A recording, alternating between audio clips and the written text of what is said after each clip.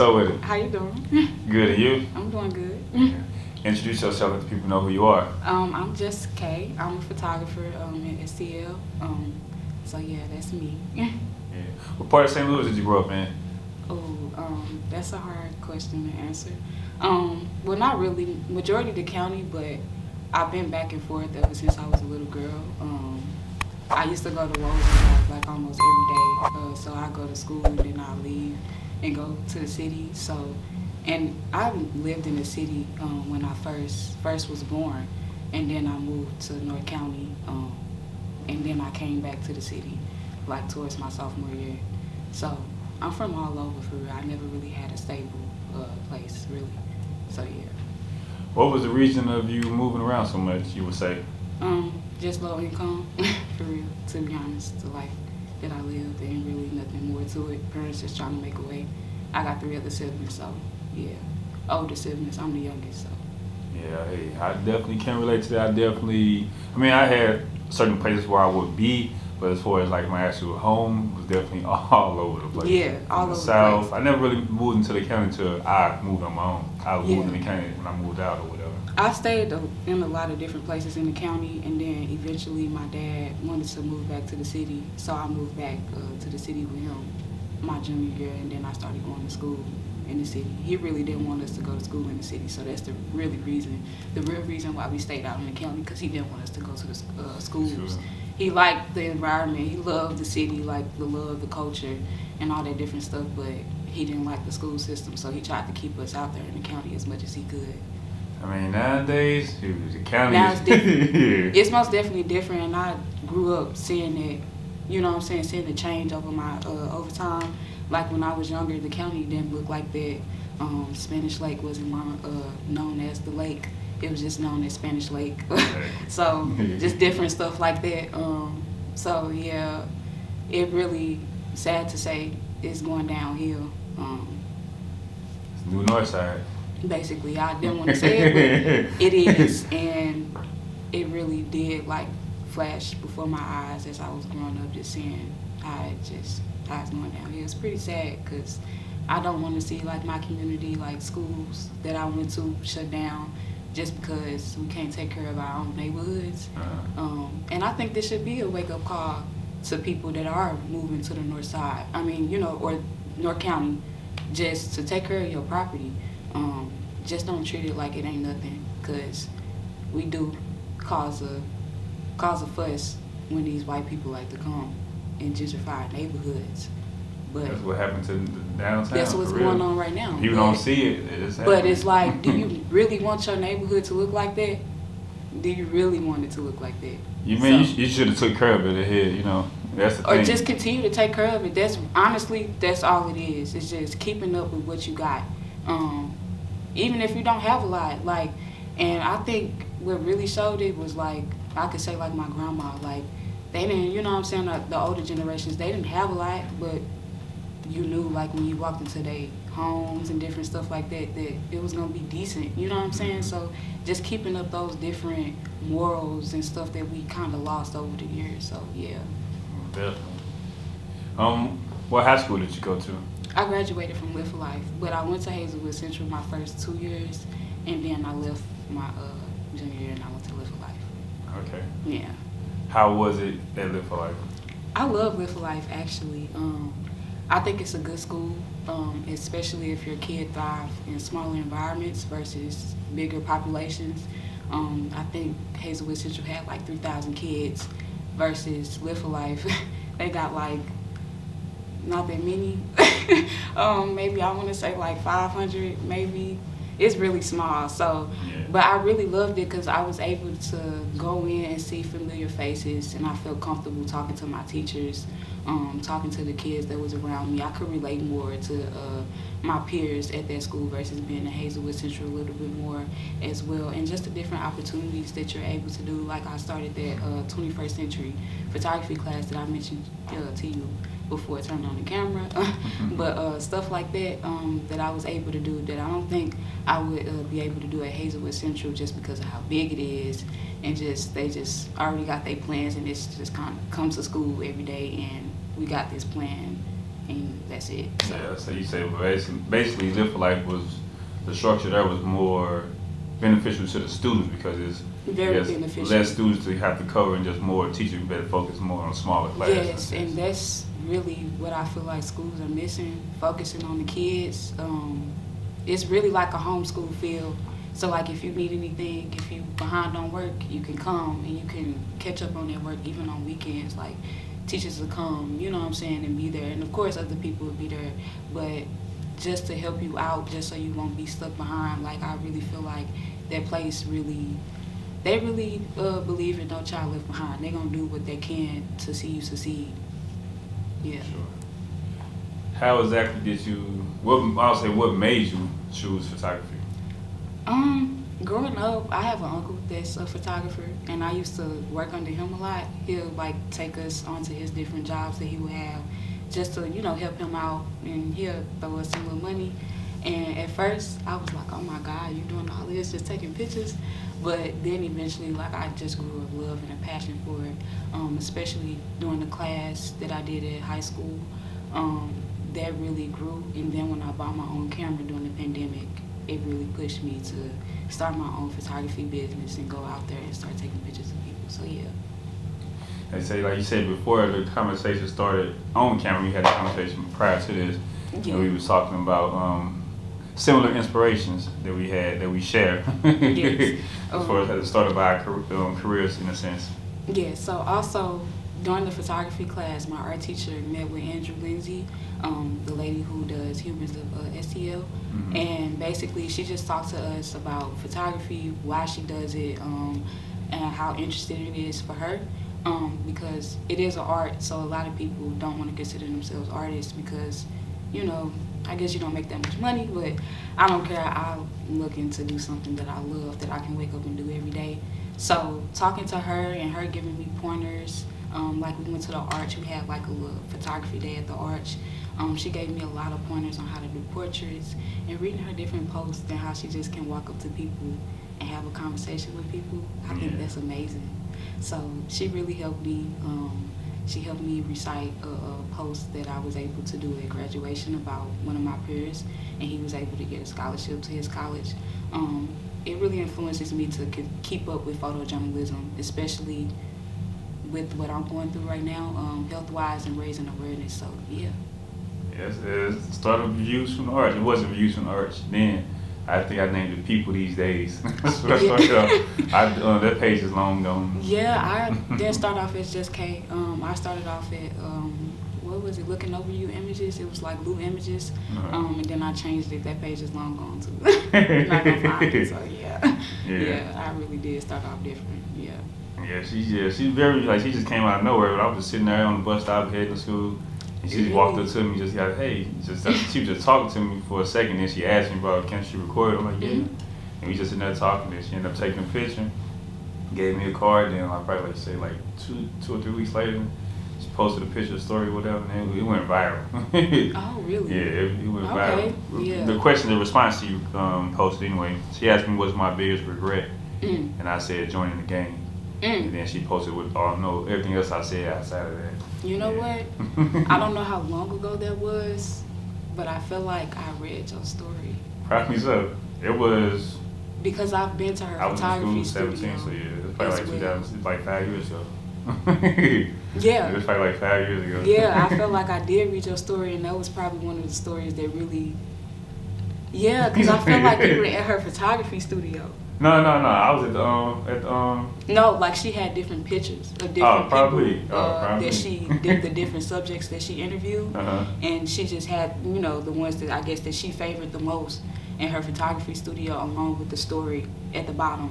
So yeah, I don't know. I still talk to her like to this day. You know, through social media. Yeah, she got some stuff outside of, you know, social media we working on together. That's good. Yeah, she's a very creative person. I love her work. Yeah. So when it comes to photography, I just had this conversation earlier. Someone trying to get me to take pictures. I'm not a photographer. Okay. Like when it comes to, I guess, getting a person to be in a perfect angle, or shooting them at a certain angle and stuff like that, getting the correct lighting. Okay. Like, how do you even do that? Making people comfortable, all that. It's It's practice, for sure. And I appreciate you in a way for saying, no, I don't want to do that. Because I feel like it is a lot of people out here that's just picking up a camera and not really taking the time to learn. It takes time to learn. Like, I'm still learning about lighting. I'm still learning about how to be very comfortable with your subjects because I'm working with different people. I'm branching out. So different subjects are different. When you're working with kids, when you're working with women, depending on the shoots that you're doing, when you're working with family, a large group setting, it's very different. Trying to get everybody on cue. The tip that I could give anybody that is doing photography and starting up is to just, whoever you got the business with that you're talking to solo, make sure y'all on the same page, and you talk to them prior, before the shoot. That really helps me get my subjects comfortable talking to them and figuring out, okay, why do you really want to do this shoot? What influenced you to contact me? Sometimes doing those interviews, that's what helped me. Lindsay, she really helped me talk to my subjects before shooting with them, because I find once you have a conversation with people, they get more comfortable and they open up with you. And sometimes it can be very aggressive to just pull out a camera and say, yeah, sit this way, move this way. Yeah, like nobody, you know what I'm saying? So, and then teaching people angles, I think keeping different stuff, saved in your phone prior to the shoot, planning that stuff, that goes into planning, learning, what you want your shoot to look like. That goes into, planning prior to the shoot so you can know what it, just everything you want to happen before you just go in there and say, okay, I'm looking on my phone, I'm looking on Pinterest, I don't know what I want you to do, but I want you to do this, I want it to look like this. That's unorganized, you don't want that, and you're wasting time. Yeah, so it's like, that's the best way to do it, to make the subject more comfortable. Just talk to them and, try to ease their mind, try to ease their time, because a lot of people are not comfortable with the camera. I'm not comfortable with the camera. I like being behind the camera, but I don't like being in front. So that's my coping mechanism for that. Yeah, I sure, like you said, even I'm good at doing videos and stuff like that, but when it comes to photography, I had someone I shot a picture of them the other day. Like, man, you ain't shooting no angles. I'm like, man, I don't know. I'm just shooting. I don't know how to do it. You don't even know what angles is. Yeah, it's different components. Yeah, like it's different components to photography that a lot of people don't know, but it takes the time for you to actually study and willing, to learn that art for you to get good at it. So I'm still in the process of learning about different lights and different things. I'm using continuous lighting right now, and I've been staying on it for a while to just basically really learn my manual settings. That's really what I want to do, is learn my manual settings first before I move on to like strobes and stuff like that. So yeah. I was at the studio today, they had like strobe lights. I don't know what the heck it is. It's supposed to flash with it. Yeah, right? It just flashed as soon as you take the picture. It's a little bit stronger since it's not like continuous. That's what I've been learning. So that's really the only difference, is the power of the lighting versus like continuous lighting. That's really why people buy strobes over like stuff like this. Yeah. When it comes to like picking location, I seen you do a lot of shoots outside of the studio. A lot of shoots at the like the sunflower field. Yeah. Where is that field, first of all? That is the number one question that I get. A lot of people do not know where that field is. That is so shocking. Okay, so it's two fields. It's one on the east side, I think in Belleville, but I didn't go to that one. The one that I went to is actually in Spanish Lake, I think. Really? Yeah. I didn't know it either when I looked it up. I would never thought that. Are you serious? Nowadays you're in Spanish Lake. Right. It was only a couple of minutes from like where I used to live at my grandmother's house, which was really surprising. And so when I found it, I was like, oh my God, I think it's like off of Scranton Avenue. Okay. So yeah, you could look it up, Sunflower Field in North County, and it'll pop up the conservation something. Yes. So yeah, that's where it's at. Do you go out scouting for locations, for shoots? Okay. I do actually have a couple of planned locations. I like to find stuff like the Sunflower Field, I guess you can say, that people didn't know that was in St. Louis, that's actually nearby, maybe on the outskirts, that you could go and take pictures. I actually know it's like, I guess you could say like an ocean view a little bit, because we don't have beaches and stuff here, but it's a lake. It looks like it's an ocean, and I'm try to take pictures to make it, look like that. But a lot of people don't know where their location is in St. Louis. So when I take the pictures, it's gonna look like I'm probably out of state, but I'm still in St. Louis. Yeah, that's dope. You gotta have that app. Yeah. You gotta have that app. For sure. The camera can do amazing things. You just Trust gotta me. know how to utilize it. So yeah.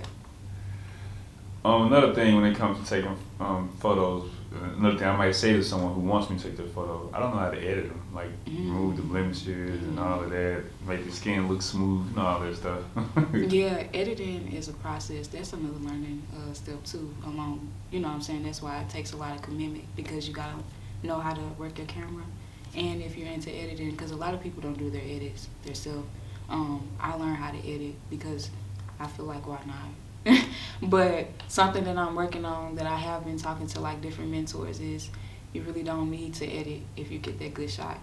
If you really know how to work your camera, you really, I mean, like, yeah, you want Photoshop, you want to keep that, of course, that's like a necessity for a photographer, but if you really want that clear, what you're looking for, you can get it on your camera if you learn how to adjust your settings. So that's something that I'm learning on, learning to work on, just editing a little bit less, but also, you know, learning how to do different things with editing that I don't know how to do, like dodge and burn. That's like a technique that I'm working on heavily right now. Just different things that most photographers use that, you know, you should know how to do. But a lot of people don't edit their own pictures. They actually have an editor. And that's something I learned working at a photography studio with when I was 16. His name is El Cardo Moore. I worked under him for like a year or so, and he actually was trying to teach me to edit, but I was in school so heavily mixed with volleyball that I didn't have the time. So he hired someone else to edit his pictures, and he paid him, of course, but it was just like, yeah, for people think that photographers edit their own pictures. Not a lot of them do, because it's really time consuming. And a lot of people don't do that. You could spend like 2 hours on one picture, and then you'll look down and be like, where did time go? Man. So when people, I think that's probably the most funniest thing when I see a lot of clients arguing over, this photographer didn't, whoop-de-whoop, it's been so long. And I'm not trying to, you know, because communication is key. So I'm not trying to excuse the photographer, but people don't understand how long it takes to edit one picture. Like, it takes a lot of time to edit pictures, so yeah. Yeah. That's how I had the same troubles with when it comes to videos. Granted, I could edit a video if I just sit there and do it, but I have life too going on outside of that. It takes, like you said, it takes a while to edit a video. Well, it's simple what I do, but still, for the saving and all that, uploading.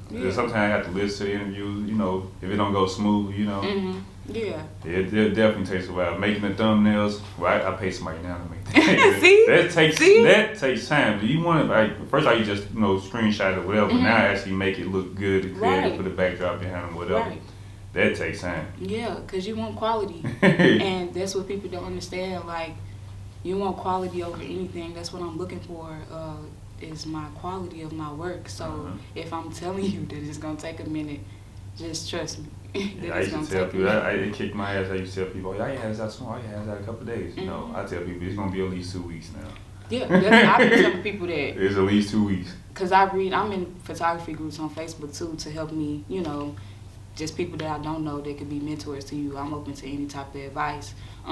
And they just really help, just to say, don't even tell people days, just tell people the best thing you could tell them is 2 weeks. Yeah, that's why I tell them that it's going to be 2 weeks. Because you don't want them constantly calling your phone, because then that's going to make you, that's going to make you not want to edit the pictures, because then I don't want to see your face. Yeah. Then I don't want to see you. So I'm not even going to edit your pictures. I'm just kidding. But no, I'm still going to edit them and stuff like that. But it's just like you said, I got a life outside of work. So that time that I do put aside for editing is the time that I put aside for editing. And then I move on with my day, and then I'm going to come back to it the next day. But that's the time slot that I have for editing. So what I get done is what I get done. So, exactly. Yeah. How far do you plan to take your brand? Far. Like, man, that's kind I of want like to be, of course. Of course. But I really want to be, I want to be known as a photographer, a worldwide photographer. And really, I'm figuring out that really takes me to go outside my box and really develop the niche that I want. I don't know if that's boudoir or just focusing more on photojournalism. I'm figuring it out right now because I really love writing. I'm in school. I graduated in May. Graduating with my communications degree. So, yeah, I really love writing and developing different content strategies. So, I'm really looking forward to include my writing into my photography. So I'm learning that that's really just more photojournalistic. So I think I'm moving away from the outdoor and stuff. I was really caught up, I'm not gonna lie, in like what a lot of other photographers are doing. And I think that's what a lot of beginners do because they're looking and they're seeking to see how to succeed. And I won't say that I went the wrong way about it because I gained a lot of experience that I'm glad to have. It just really made me figure out what I wanted to do, and I don't think that is that. So yeah. You still doing the journalistic photography? Like you still writing stories? Basically, I stopped doing it after high school. So I'm basically pulling that approach back into my photography because I felt like at first I was just so caught up on writing and people weren't seeing my photography. But they actually were. And they were really just intrigued and interested in my writing too. So I'm just pulling that back into my photography. I'm including my writing into it more. So yeah. That's something I'm working on myself, my writing skills, journalistics, as far as developing stories versus just making a caption, a cool caption. I'm actually starting to put detail and stuff into it. Yeah, like no offense, it's just not all of that to me. Like, you know what I'm saying? Like being able to post a picture is good, but it's like I have to have a reason. Like, what's my reason of posting this picture? And I know that's not every photographer, but that's really how I figured out that photojournalism is for me because I just can't post anything and just try to put one of those cool captions because it gets boring. Like, I don't know for other people, but for me, it just gets boring for me. So I'm glad that I figured it out now versus later down in my career so I could use it. Yeah, I'm learning still. And sometimes I might be in a rush, I just throw it out, just make a little, but I overall want to get to the point to where I can just flow with it. I never was good with writing in school, even though I could say I was though. I used to write stories and stuff as a kid, but kind of lost it, I guess to say that. I feel like that. I feel like I was a terrible writer. And this is somebody that majored in journalism telling you this. Like, I hated writing, but I figured out that it was really me not willing to let myself to pour myself out into a piece of paper. Sometimes we block ourselves from just writing, and it could be probably one of the most, I guess you can say, easiest ways to, relieve stress. So I say try it again and just don't think writing is too hard. Don't think of no grammatical rules or errors and just try to write. Just do it, yeah. Write. I'm doing it. Once I started doing that, then I started applying the grammar rules and stuff later down the line. That became easier. But my teachers, like I said, at Live for Life, they really pointed that out for me, how intriguing my writing was, I guess, and how it caught people's eyes. So, yeah. So you graduated in May. What else do you have in store for you this year? Besides me graduating, just posting more on my photography page. Just keep a lookout for all my content that I got coming because I'm really going to have a lot coming this year, especially with me graduating. So I got to get the ball up and rolling. But I will be probably branching off into the professional world as well, so I could build up my photography career to departure and just take that full time. So yeah. Shout out to your social media, let people know they can find you at. You can find me on Instagram at Jess, jess.k.photos. I really don't have any other social medias. I have a Twitter, but at the same handle, but that's about it. You can find me on Facebook too at Jess K. But that's about it. Facebook, Twitter, and Instagram. All right, thank you. Thank you.